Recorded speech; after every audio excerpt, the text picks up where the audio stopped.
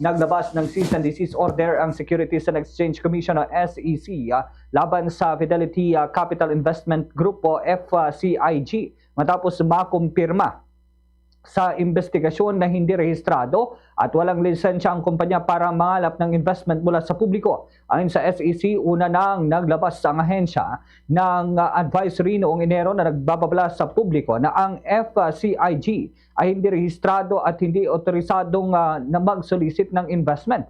Sa kabila nito, nagpatuloy umano ang operasyon ng naturang grupo. Sa panayam ng Bombo Radio Kawain kay Ginoong Ramon King Ballesteros, Security Specialist 2 ng SEC, sinabi niya nakakala pa ang kanilang tanggapan ng sapat na ebidensya na tumatanggap ng puhunan mula sa publiko ang nasabing investment at nang walang kaukulang lisensya dahilan upang maglabas ng SEC ng cease and desist order nitong Pebrero. Samantala, ipiniliwanag naman ni Attorney Fiel Dominic Gamboa, Security Counsel 1 ng SEC na maihahalin tulad sa isang Ponzi scheme ang modus ng FCIG. Anya, bago mag-withdraw o makapag-withdraw ng pera ang kanilang mga investor, kinakailangan muna nilang makapag-recruit ng hindi bababa sa 3 bagong investors.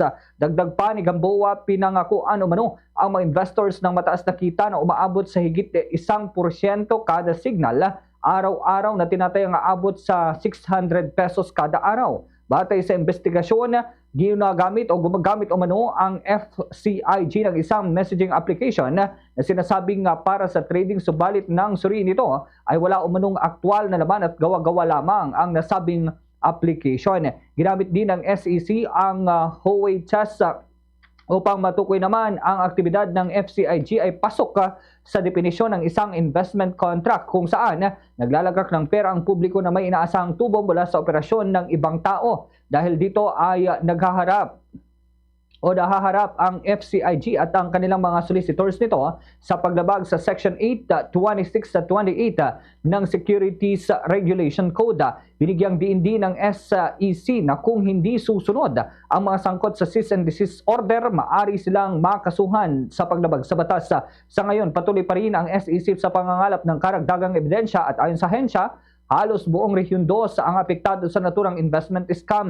Nagpaalala naman ang SEC sa publiko na maging mapagmatsyag, iwasang basta-basta mag-click ng mga kahinahinalang links at huwag agad magpaniwala sa alok na investment na nangangako ng mabilis at mataas na kita. Ganito ang bahagi ng pahayag ni Ginoong Ramon King Ballesteros at Attorney Fiel Dominic Gamboa. February, nag-issue ang commission ng cease and desist order para to stop the operation of FCIG. Okay, kasi after nung advisory, may mga nare-receive pa rin kaming inquiry na nag-ooperate pa rin itong si FCIG. I-check din po natin kung yung kumpanya po, is registered with SEC po through our website na check with SEC. Ma-identify na po natin, lalagay nyo lang po yung name ng corporation.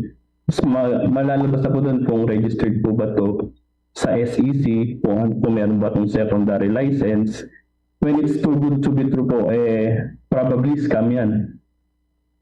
Fast sa Radyo Bombo!